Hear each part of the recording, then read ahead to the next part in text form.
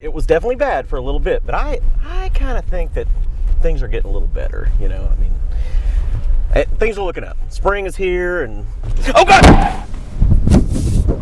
Oh my god! I just hit Kevin. You weren't filming, were you? No. Okay, I know this sounds like an oddly specific video to be about the whip pans of The Office, but that's the joys of making your own YouTube channel, right? But bear with me here. I've been watching The Office again and I keep seeing shots that they're doing with the whip pan effect. If you're new to filmmaking, the whip pan is one to know. And if you've been filmmaking forever, it's one to remember, especially if you've kind of let it sink down into your bag of tricks. It's so powerful, yet easy to use that I don't feel like I even really consider using it whenever I'm planning an action shot or an effect shot. I just always assume I'm going to do something in After Effects. But the whip pan can be done with any video editor, and it doesn't require an effects editor. It's all about the planning, not the software. So let's break down how we did the opening shot. First of all, as many of you probably noticed, this is a copy of the infamous scene from The Office where Michael hits Meredith with his car. When I saw it, I was like, no, wait a minute, he's driving. How did they do that? Was Meredith on the hood or something? And then I realized, oh yeah, of course.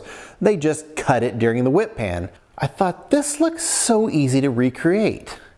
Well, let me tell you, it was. Let's take a look. Spring is here, and oh god! First of all, we planned our two shots that we were cutting between to make sure that we knew when the cut would happen. It's important to shoot at a low shutter speed. You want to make sure that there's some good motion blur when you do the whip pan. I used a Sony a7S II with the shutter set to 1/50th of a second at 24 frames per second. And practice your panning speed a little bit, especially if you're new to this. You really don't want to whip it as fast as you possibly can, but you want to move it pretty fast and get good motion blur. Make sure your first clip ends with the pan and that your second clip begins with the pan at about the same speed and angle. You don't want one pan going sideways and the other one going at a big angle. The two shots we needed to film were Charlie driving and hitting the brakes when he realized he hit something, and then the camera pans. And the second shot was the camera pans and we see Kevin as he just got hit and rolls off the truck.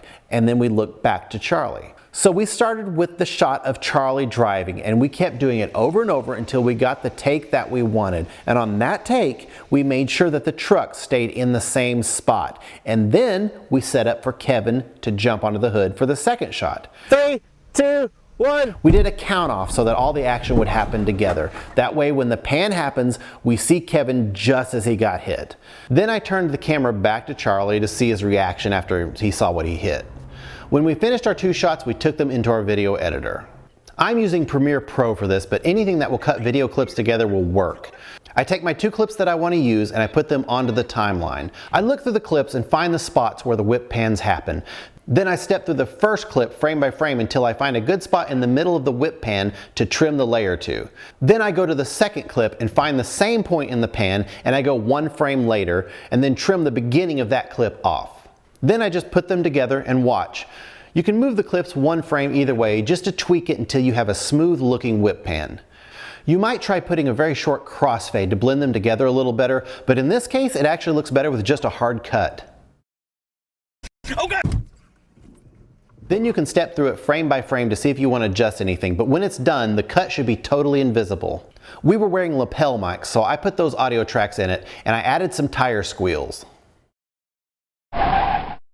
I also recorded some separate Foley sounds of myself falling on the truck and added them in to give a little more impact to the hit. So this whip pan combines 2 points in time to make them look like they happened at the same time. Another use for the whip pan is to combine two locations to make them look like they're the same location. Oh, look over there, it's me and Grant talking about another whip pan that they use all the time on The Office. Let's listen in. So did you know that on The Office, okay, you know Michael Scott's office and then the conference room's right beside it, right? The conference room. Yes. Where they always have the meetings. Yes, yes. And they're always looking at, so Michael has a window, the conference room has two windows looking out down on the parking lot. Yeah. Did you know that that parking lot's not really outside those windows? Well, see, Casey and I have talked about that, but Why did you isn't talk it- that? Did you see it? Because I thought that it was like a studio location. Well, it's actually next door. Come to find out, it's right next door to the parking lot. That studio where they shot that has a second building that you never see it, but it's off to the side, and that's where they shoot. They have their sets in there, but then I think maybe the warehouse and then the windows No are in the kidding. other building. So if they want to film out the window looking down at the parking lot, they have to leave the set and go over to the other place. And sometimes they'll set up a little bit of Michael Scott's desk and stuff so that he can kind of be looking out the window and talking to the camera, and you'll see a little bit of his stuff, but you will never see his whole office go outside the window truly. But here's what they do. Okay. For a lot of it, There's Dwight. you'll see that they show out the window. Okay. And that's the parking lot that's... And okay. yeah, and now they'll cut. So this is on the soundstage in the other building, but they just keep cutting. So when they're looking out that window, they're not really looking at that parking lot. But I'm going to show you how they're doing it.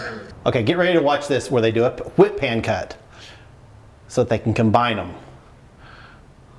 You know, my I'm showing it gosh. again. So that, and if you watch it frame by frame. Oh my gosh. Funny. Here, go ahead, play it. So there's the frame by frame, and then right there, look at that color change. Yeah. I mean, that's the cut. And then here's another one. I would have never caught that. Okay, right here, the whip pan. And right there, I mean, no one would catch that. Yeah. No, when it's going, that's why I was amazed at the one I did. It was one try. We put it together and it was perfect, even with no crossfade. I was like, man, Wow. it's seamless. It's embarrassing how much Steve. And I just love the view out the window. Right. Yeah. It's nothing. There's like a huge picture of a street. that's Oh, like they light it up, bright. okay. Yeah. So, okay, if you look at this shot right here, we are looking into the conference room from outside the window. You know what I'm saying? Okay. The conference room from the office, that's from outside the window. Oh my gosh. All right, and here's what's actually back there. And there's the giant picture. It's so hard to see with this footage. Oh. But yeah, and it's huge. yeah, and if you look at this pole right here, there's the pole. So now that pole that I just pointed out, we know that that's on that big photo that runs across. Oh It's that my pole. gosh. It's that pole that he's looking at on that photo.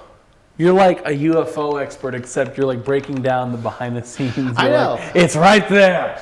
Wow. That's what I thought. I was like, man, this stuff is so powerful. People need to remember that you can do this easily and combine locations or hit your friend with a car.